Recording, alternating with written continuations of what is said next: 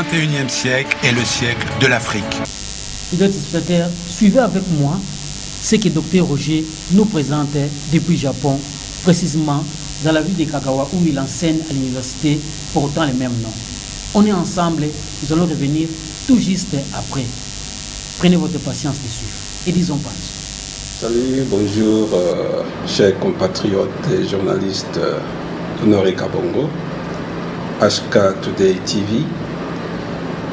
Je voudrais ici essayer de répondre à une préoccupation de l'un de vos téléspectateurs, un compatriote, au sujet de l'atout chronique qui le dérangerait après avoir été soigné de la Covid-19.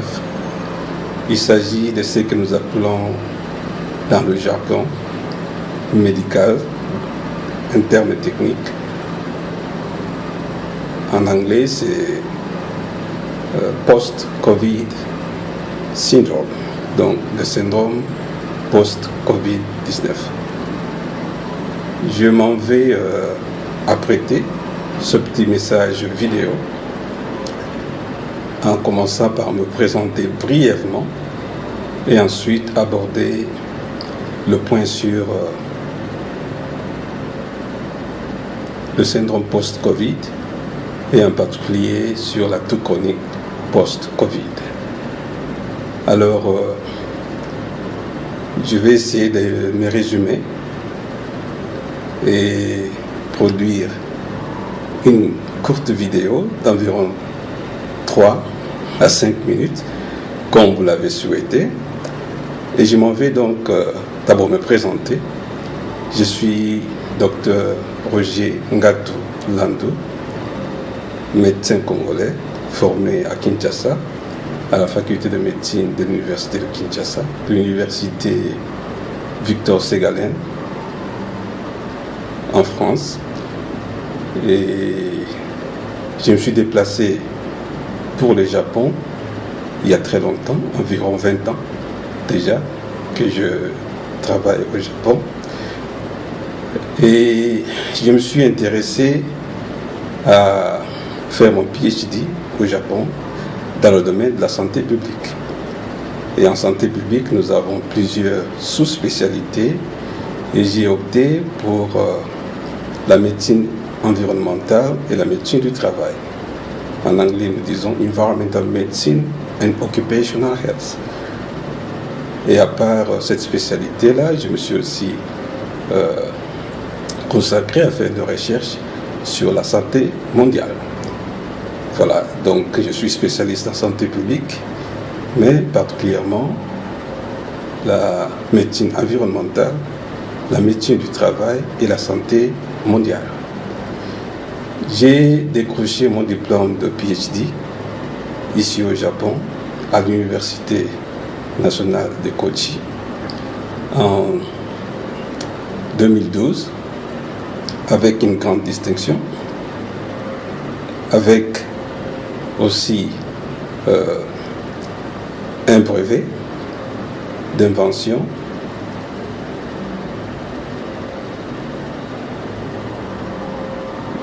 au niveau national au Japon et un brevet d'invention international délivré en Suisse. Et ce produit, n'est-ce pas, de notre invention est un produit congolais et qui a été utilisé dans des recherches sur le traitement des maladies inflammatoires de la peau, en particulier des maladies allergiques, les dermatoses allergiques. J'ai également reçu certains prix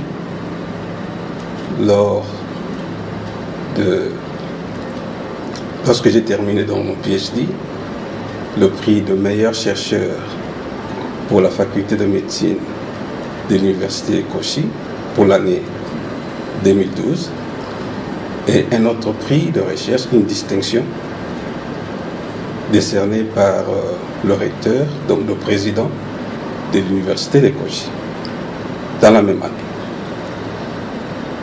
Voilà, je m'en vais maintenant vous présenter ce que j'essaie de faire comme activité en tant que chercheur ici au Japon dans quelques secondes.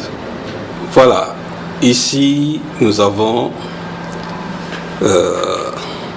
une brève présentation.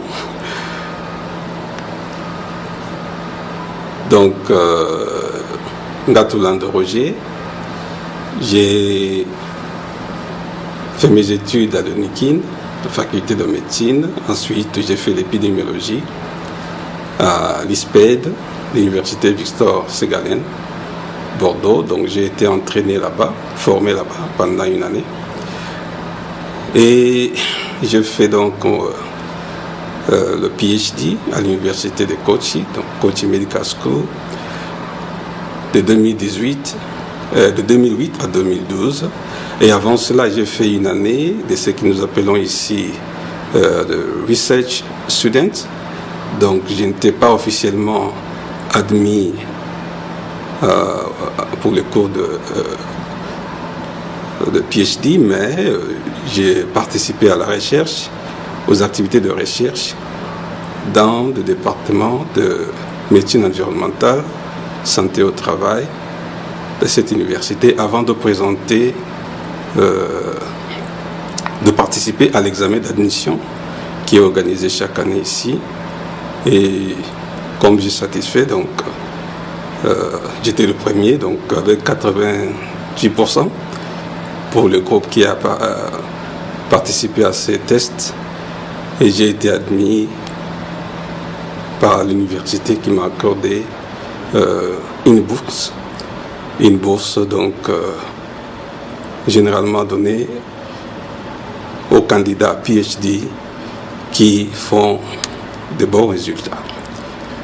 Et je travaille comme coordonnateur médical dans le projet des réfugiés rwandais qui étaient en Afrique centrale, en particulier au Congo-Brazzaville, mais également en RDC.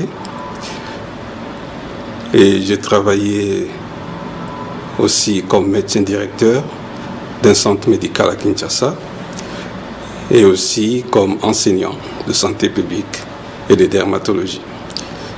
J'ai été fondateur de la Ligue pour la promotion de la santé, une ONG de Kinshasa. Et par la suite, donc après les études réalisées pendant une année à l'ISPED, Victor Ségalen, l'université Victor Ségalen à Bordeaux, en France.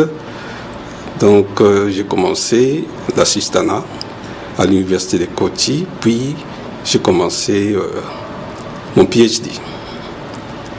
Après avoir terminé mes études dans cette université de Kochi, j'ai été retenu comme chercheur et j'y ai travaillé jusqu'en 2014.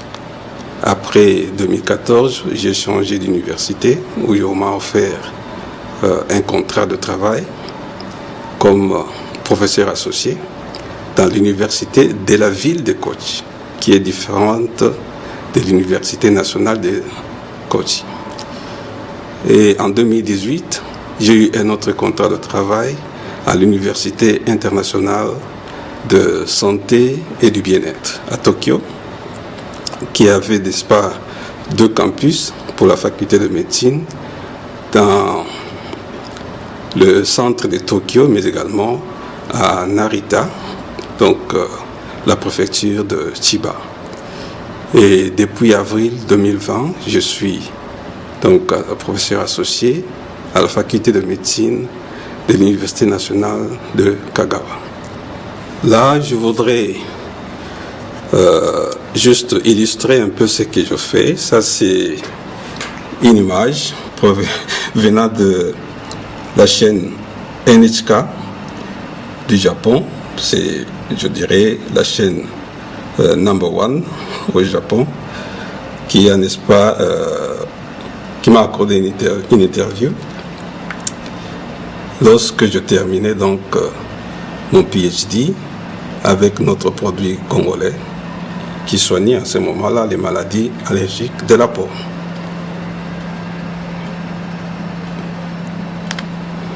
ンタビューです。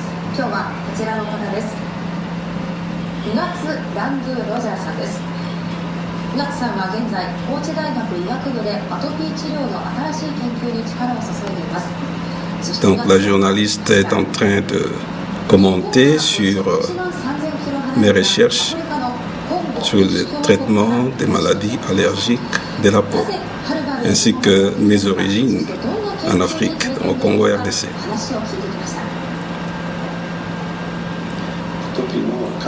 Dans notre laboratoire, donc, j'essaie d'expliquer la motivation qui m'a poussé à faire ces recherches, mais également les premiers résultats d'un essai clinique réalisé en RDC et également des études expérimentales réalisées ici au Japon. Ensuite, je m'en vais juste présenter en quelques secondes ce que je fais comme recherche, donc brièvement. Donc je continue donc à collaborer avec des chercheurs congolais, ici à l'université de Kinshasa. Nous sommes avec les recteurs, l'ancien recteur et le nouveau recteur, et mon mentor lorsque je fais mon PhD ici au Japon, et quelques conférences à l'université de Lubumbashi. Et il y a tant d'autres universités avec lesquelles, n'est-ce pas, je collabore. Mais je ne suis pas encore professeur ou je ne sais pas enseignant dans n'importe quelle université de notre pays. J'espère que ça viendra avec le temps. Donc lorsque je terminais mon PhD, donc j'ai obtenu ce prix. D'abord le prix de meilleur chercheur de l'année pour la faculté de médecine de l'université de Kochi, mais également un prix de distinction reçu de la part du recteur, donc du président de l'université nationale de Kochi, pour les recherches réalisées cette année-là. Vous avez là le premier brevet d'invention, un brevet national délivré par l'agence japonaise de propriété intellectuelle, toujours en rapport avec la recherche sur les maladies inflammatoires de la peau. Et là, vous avez mon premier livre, Occupational and Environmental Skin Disorders.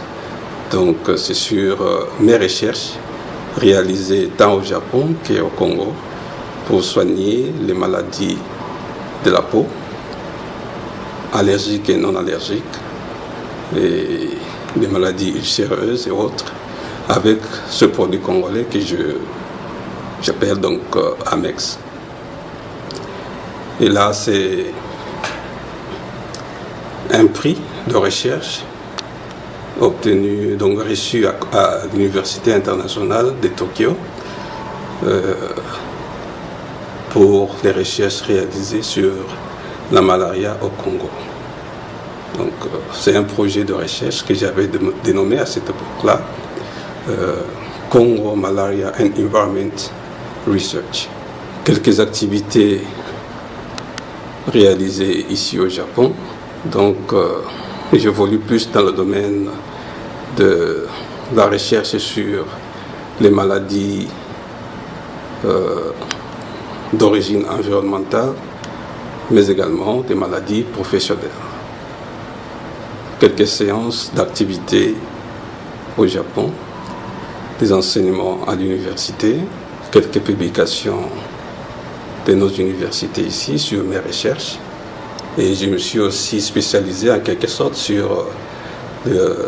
dans le domaine de diagnostic des maladies pulmonaires professionnelles, en utilisant donc à travers donc les images radio, CT et la radiographie conventionnelle.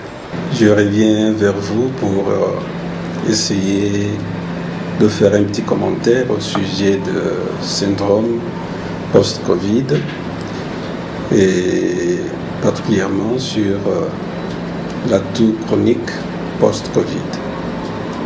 Comme notre compatriote avait souhaité recevoir quelques conseils.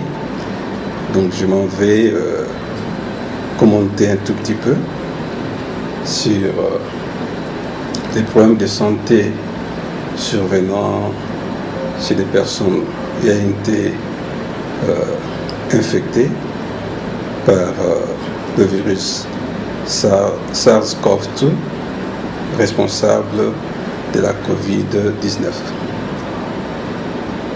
Donc c'est Roger Ngato, médecin congolais évoluant au Japon. Donc, je suis chercheur, professeur associé de médecine à l'université de Kagawa, ici au Japon. Certaines études récentes ont été réalisées pour essayer d'explorer ce phénomène, le syndrome post-Covid-19. Et j'ai essayé, n'est-ce pas, d'exploiter deux récentes publications des études réalisées aux États-Unis, mais également en Angleterre. La première étude a été publiée il y a quelques mois, en 2021, par une équipe de recherche de l'Angleterre. Ils ont collectionné des données de malades ayant été suivis et soignés, voire hospitalisés dans plusieurs hôpitaux d'Angleterre. Et le nombre de participants à cette étude, donc de malades, a été de plus de 47 000, à peu près 47 700 malades, qui ont été suivis après qu'ils soient sortis de l'hôpital pendant quelques mois. Et ils ont fait donc l'inventaire des différents problèmes de santé chez ces personnes sorties de l'hôpital. Et ils ont comparé, n'est-ce pas, ce groupe de sujets sortis de l'hôpital à un autre groupe représentatif de la population de ce pays, donc l'Angleterre. Et ce groupe-là a représenté 50 millions d'habitants d'Angleterre. Ils ont fait ce que nous appelons pairing, donc former des pairs. La personne, un sujet du groupe de malades soignés, guéris et qui ont, n'est-ce pas, été suivis. Chacun de ces malades a été, n'est-ce pas,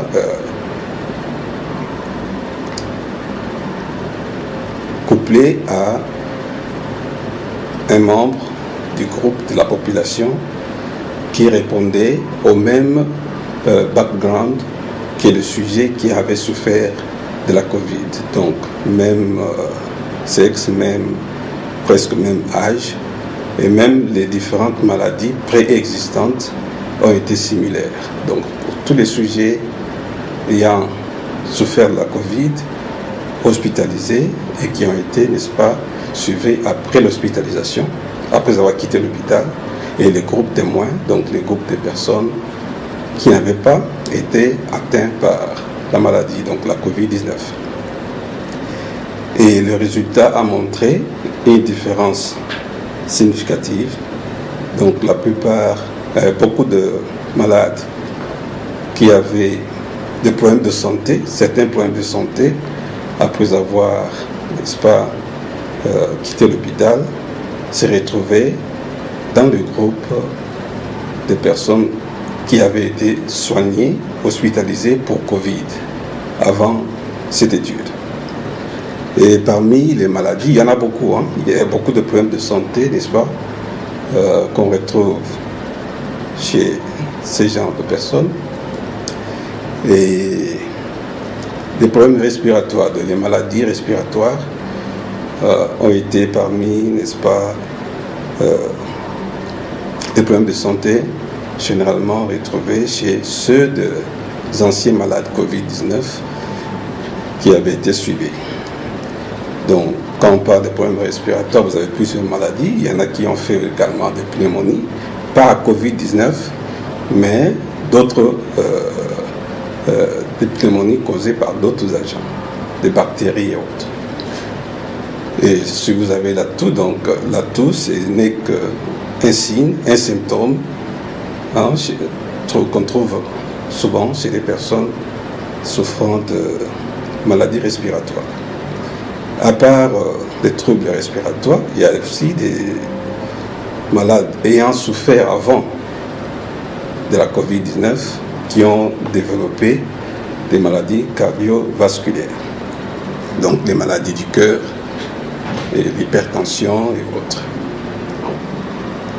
Il y a aussi parmi ces malades, dans le groupe de personnes ayant fait le syndrome post-Covid, des gens qui ont été réadmis à l'hôpital.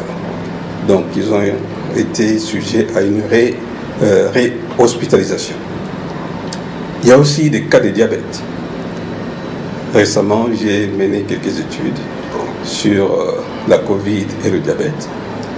Et ici, dans notre université, on m'a donné l'opportunité de faire des exposés publics sur l'association Covid-19 et diabète. Donc, le diabète aggrave la Covid. C'est d'abord un facteur à risque pour la Covid sévère, la Covid grave, mais également le virus qui cause la Covid-19 induit aussi un diabète chez des personnes non diabétiques. Donc la personne qui fait l'infection, la Covid-19, peut se voir devenir diabétique parce que le virus détruit les cellules que nous appelons au niveau du pancréas, donc les cellules pancréatiques qu'on appelle les cellules bêta, qui produisent l'insuline. Et lorsque ces cellules sont détruites, n'est-ce pas? Alors la personne ne sera plus dans le métabolisme du sucre. Donc, en termes généraux, nous parlons de sucre, mais c'est du glucose. Le métabolisme du glucose ne se fera plus normalement. Et la personne aura un taux de sucre, un taux de glycémie élevé, l'hyperglycémie. Et ça peut persister, donc il devient diabétique. Ça, c'est le diabète induit par le virus de la Covid-19. Donc, il y a beaucoup de personnes ayant souffert de la Covid-19 qui deviennent diabétiques, qui ont un syndrome diabétique pendant l'infection. À part le diabète, il y a aussi des sujets qui ont présenté des problèmes rénaux, donc des maladies de rein, et d'autres aussi des maladies de foie. Et comme nous le savons, parmi les symptômes qui caractérisent la Covid-19, au début, donc les premiers symptômes, vous avez les troubles de goût. La personne ne sait plus reconnaître le goût. Et les troubles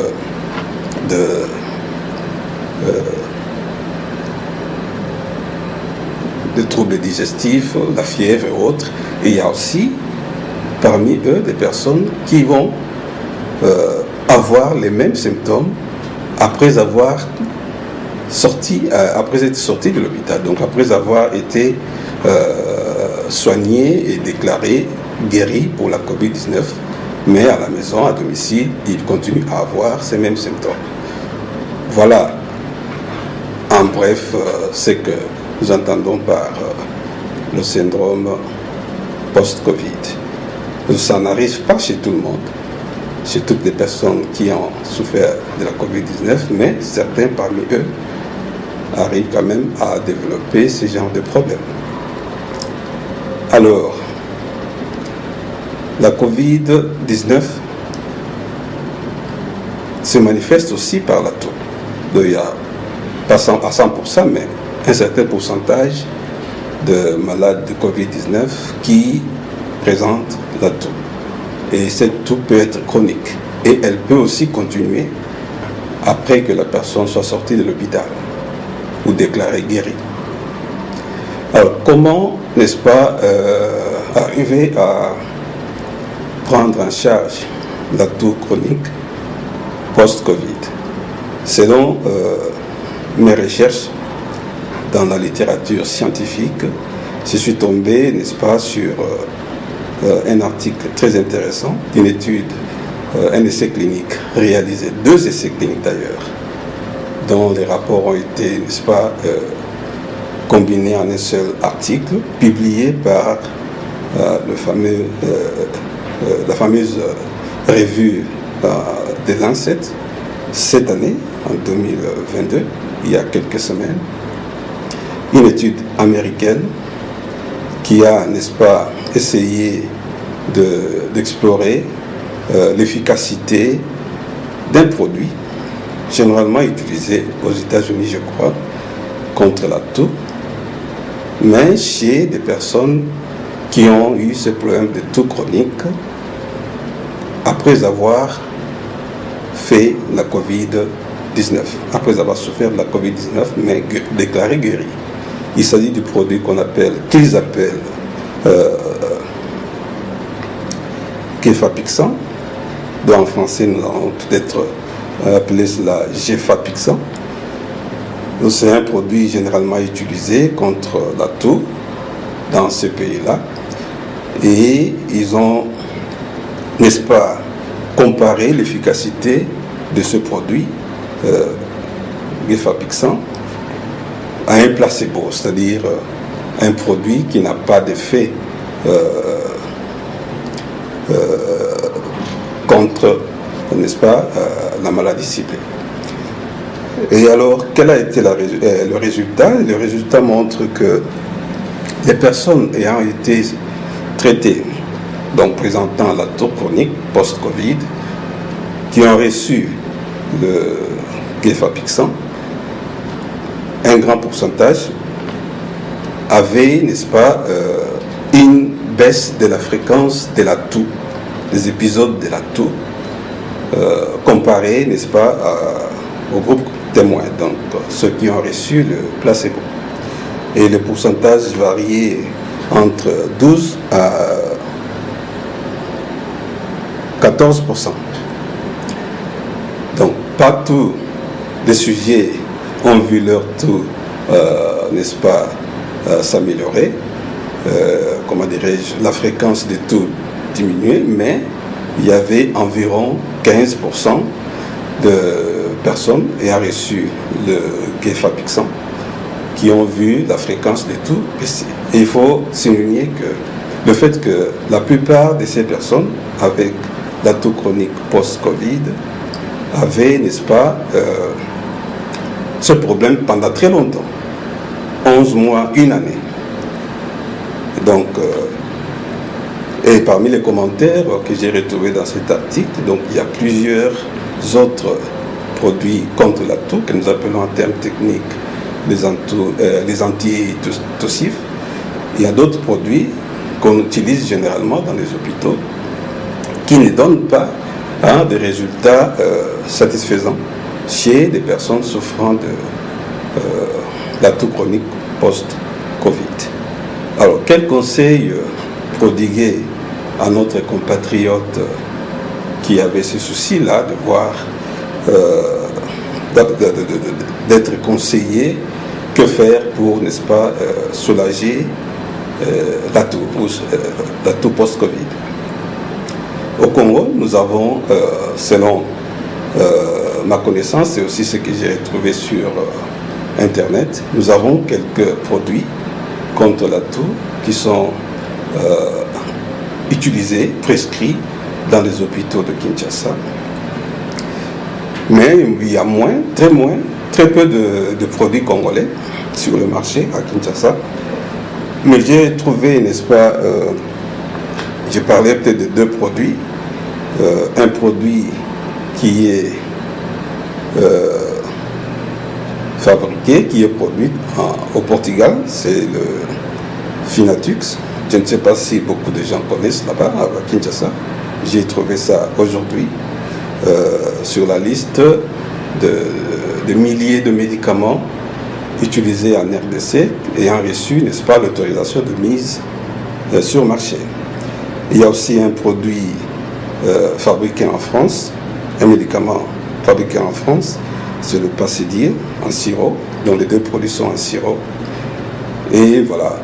Mais la majorité des produits utilisés en RDC proviennent de l'Asie. Je ne citerai pas les noms des pays qui exportent ces médicaments vers la RDC, mais du moins, les personnes qui sont dans le domaine à Kinshasa ou en RDC en savent quelque chose. Et j'ai trouvé que, ce sont des produits qui peuvent être utilisés, mais je ne peux pas rassurer notre compatriote qu'en prenant ce produit-là, les choses vont changer ou comment. Mais du moins, si le compatriote est aux États-Unis, voilà, les Américains ont réalisé des études sur Gefapixant et ils ont trouvé qu'il y a une amélioration, une baisse de la fréquence de la toux chez les personnes souffrant de la toux chronique post-Covid dans leur pays. Alors, j'aurais souhaité trouver un produit congolais, produit localement en RDC, mais jusque-là, je n'ai pas encore trouvé. Alors, je vous ai montré une courte vidéo, une section d'une vidéo, donc de l'interview que j'ai accordée à la chaîne de télévision japonaise NSK. Ce produit-là, je l'ai exploité dans le cadre de soins de traitement de maladies inflammatoires de la peau, mais originellement, il s'agit d'un produit congolais utilisé généralement dans les villages du Congo central, donc au Bas-Congo, pour soigner la toux, y compris la toux chronique. Donc c'est une plante congolaise et elle soigne, donc l'extrait de cette plante peut soigner la toux, même la toux chronique. Mais n'ayant pas encore fait des investigations. Donc pour me résumer, donc je disais que les personnes qui ont des problèmes de toux chronique, après qu'ils soient guéris de la Covid-19, sont soignés généralement avec des médicaments antitussifs, donc des médicaments contre la toux usuelle, donc des médicaments qu'on utilise généralement dans les hôpitaux. Mais aux États-Unis, donc les études venaient de démontrer que voilà, le Gefapixant arrive quand même à soulager un certain nombre de malades ayant développé cette toux chronique post-Covid. Et je disais également qu'au niveau de la RDC, donc il y a une liste de médicaments contre la toux que j'ai retrouvé sur Internet, donc des médicaments pour lesquels certaines compagnies pharmaceutiques ont obtenu l'autorisation de mise sur marché. Et la plupart de ces médicaments viennent de l'Asie, l'Asie du Sud-Est en général, l'Asie de l'Est, mais je ne citerai pas les noms des pays. Et parmi les médicaments vendus en RDC, particulièrement à Kinshasa, donc j'ai cité Finatux, qui est un médicament produit au Portugal. Il y a Passidil, sirop, produit en France.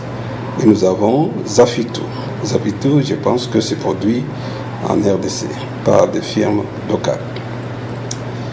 Donc, si notre compatriote qui a posé cette question sur la toux chronique post-Covid réside aux États-Unis ou en Amérique du Nord, donc voilà, aux États-Unis, il y a Gefapixant qui est pas recommandé, je précise bien, mais qui a donné des résultats quand même.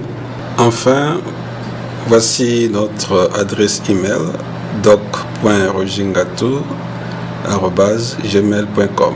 Donc si il y a des compatriotes qui voudraient bien poser des questions ou essayer d'échanger sur le sujet, de syndrome post-Covid ou tout chronique post-Covid, je suis à leur disposition, donc ils peuvent toujours m'envoyer des emails. Voilà, c'était donc un petit commentaire que je fais sur ce problème de santé qui apparemment est en train de déranger, d'affecter beaucoup de personnes ayant souffert de la COVID-19. Voilà, je remercie HK Today TV pour m'avoir donné ces quelques minutes afin de commenter sur le sujet et essayer de répondre aux compatriotes qui a posé la question.